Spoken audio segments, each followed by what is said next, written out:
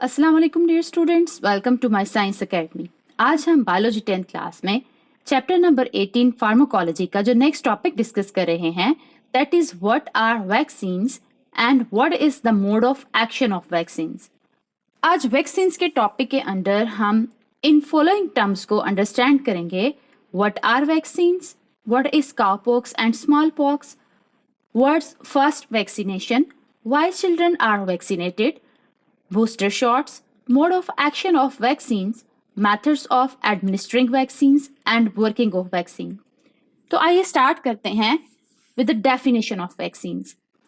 A vaccine is a substance containing weakened or killed pathogens that stimulates the production of antibodies when administered into the bloodstream and produce immunity to a disease। Vaccine किसी भी ऐसे substance या agent को बोलते हैं जिसे human body में inject किया जाता है या जब इनोक्यूलेट किया जाता है तो ये वैक्सीन ब्लड स्ट्रीम में जाकर ह्यूमन बॉडी के इम्यून सिस्टम को एक्टिवेट करती है और ऐसी एंटीबॉडीज प्रोड्यूस होती हैं जो कि उस डिसीज से बचने के लिए बॉडी में इम्यूनिटी प्रोड्यूस कर देती हैं। नाउ द क्वेश्चन इज कि इस वैक्सीन में ऐसा क्या प्रेजेंट होता है जो कि ह्यूमन बॉडी में जाकर इम्यून सिस्टम को एक्टिवेट करता है और इम्यूनिटी प्रोड्यूस करता है। द आंसर इज के वैक्सीन में उसी डिजीज के जिससे बचने के लिए वो वैक्सीन लगाई जाती है वीकेंड और किल्ड पैथोजेंस प्रेजेंट होते हैं और एंटीजेंस प्रेजेंट होती हैं जो कि इम्यून सिस्टम को जाके स्टिमुलेट करते हैं और एंटीबॉडीज को प्रोड्यूस करवाते हैं। ये वीकेंड और किल्ड पैथोजेंस या एंटीजेंस एंटीबॉडीज की प्रोडक्शन को तो स्टिमुलेट करते हैं बट इनमें इतनी स्ट्रेंथ प्रेजेंट नहीं होती कि ये ह्यूमन बॉडी में जाकर डिजीज कॉज कर सके।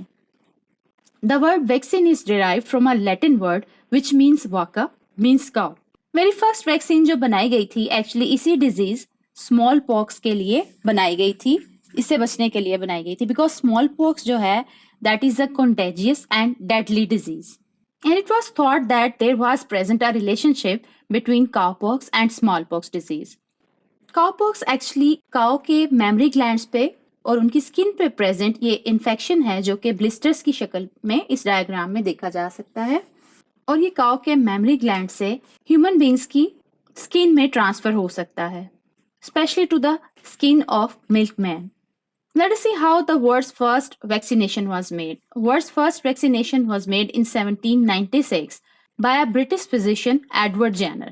Edward Jenner infected a young boy with cowpox by injecting pus cells. After the boy had recovered from cowpox, Jenner injected the pus cells from a smallpox patient into him. Edward Jenner ने एक ऐसे person की skin जिसे cowpox हुआ था वहां से कुछ पस सेल्स उठाए और वो इस यंग बॉय को इंजेक्ट कर दिए and boy was suffered with the cowpox.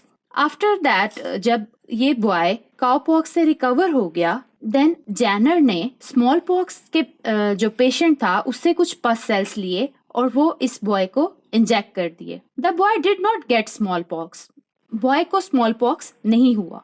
Now what is small pox? Small pox is a life threatening disease that causes pus-filled blisters to develop all over the body।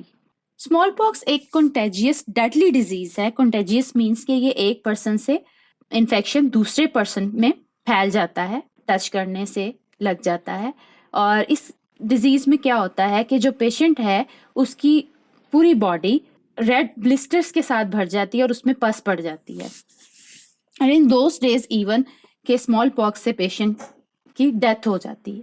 अब जब इस boy को small pox के patient से पस sales inject किए गए तो बॉय को स्मॉल पॉक्स नहीं हुआ।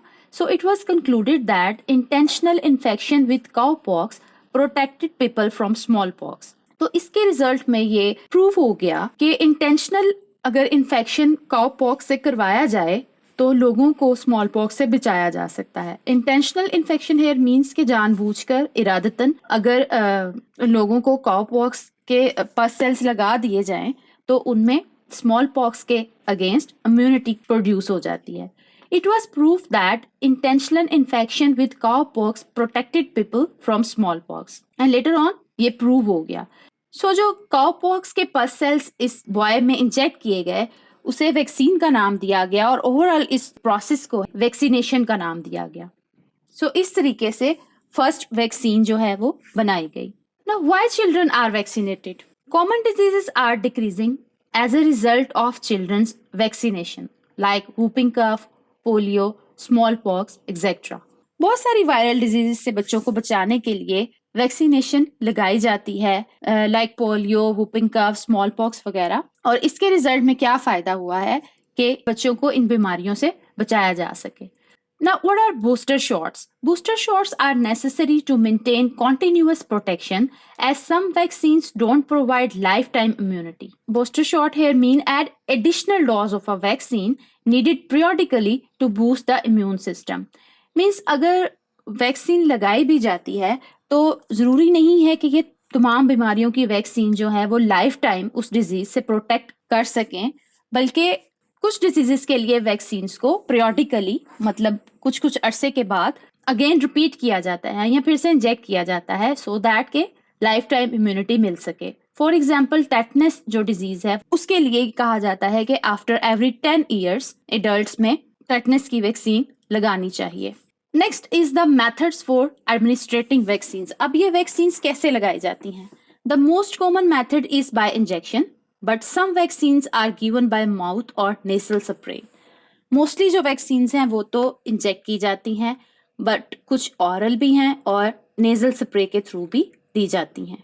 नेक्स्ट देखते हैं what is the mode of action of vaccine, कि ये वैक्सीन जाके एक्ट कैसे करती हैं। इसके लिए हमें जो टर्म्स को अंडरस्टैंड करना है पहले वो है antigens and antibodies. What are antigens? Pathogens contain special proteins called antigens. Pathogens या जो भी वायरस है, बैक्टीरिया है, उनके पास एंटीजेंस प्रेजेंट होती हैं। ये स्पेशल टाइप की प्रोटीन्स होती हैं which are disease causing. Now, what are antibodies? When pathogens enter the body of host, they produce antibodies by stimulating the immune response.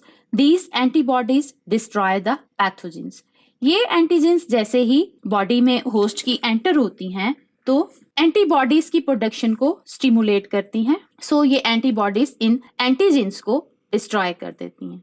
Memory cells, these cells remain in the blood and provide protection against the future infection with the same pathogen. अब एक बार जब vaccine लगा दी जाती है और वो blood में enter हो जाती है तो वहां पे कुछ मेमोरी सेल्स प्रेजेंट होते हैं ब्लड में जो कि फ्यूचर में भी उन पैथोजेंस के अगेंस्ट प्रोटेक्शन प्रोवाइड करते हैं।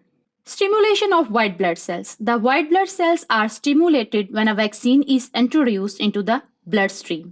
Recognition of B lymphocytes. B lymphocytes recognize the pathogens as enemies and start producing antibodies. जो ह्यूमन बॉडी में व्हाइट ब्लड सेल्स प्रेजेंट होते हैं, जब वैक्सीन ब्लड स्ट्रीम में इंट्रोड्यूस की जाती है तो उसके रिजल्ट में क्या होता है कि व्हाइट ब्लड सेल्स स्टिमुलेट हो जाते हैं। इन व्हाइट ब्लड सेल में एक टाइप है बी लिम्फोसाइट्स की। अब ये बी लिम्फोसाइट्स जो हैं actually they provide the immunity to the body by recognizing the pathogens. Means ये एंटीजेंस वायरस और पैथोजेंस को रिकॉग्नाइज कर लेते हैं एज ए एनिमीज और उसके अगेंस्ट एंटीबॉडीज प्रोड्यूस करना शुरू कर देते हैं और इस तरह से हमारी बॉडी उस इन्फेक्शन से बच जाती है। ना सिर्फ उस वक्त पे जिस वक्त पे वैक्सीन लगाई जाती है बल्कि फ्यूचर में भी ये बी लिम्फोसाइट्स जब भी कोई पैथोजन बॉडी में एंटर होने की कोशिश करता है तो उसके अगेंस्ट फाइट करके उसे बॉडी से एलिमिनेट कर देते हैं। Protection against pathogens. Antibiotics remain in blood and provide protection against pathogens.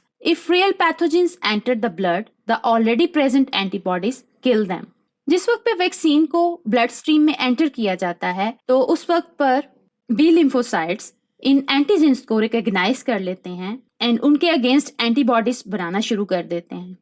Even ये एंटीबॉडीज मेमोरी सेल्स में प्रेजेंट रहती हैं एंड नियर फ्यूचर जब भी वो एंटीजेंस अगेन सेल्स में एंटर होने की कोशिश करती हैं, एंटीबॉडीज एक्टिव होकर इन एंटीजेंस को किल कर देती हैं और इस तरह से बॉडी इन्फेक्शन से बच जाती है। Hope so you have clear understanding about the topic of vaccine. तो मिलते हैं नेक्स्ट लेक्चर में नेक्स्ट टॉपिक के साथ। जाने से पहले अगर आप हमारे चैनल पर नए हैं और अब तक चैनल को सब्सक्राइब नहीं किया है तो चैनल को सब्सक्राइब करना और बेल आइकन को प्रेस करना मत भूलिएगा ताकि आपको हमारे आने वाले नए लेक्चर्स के बारे में अलर्ट्स मिलते रहें। Thank you.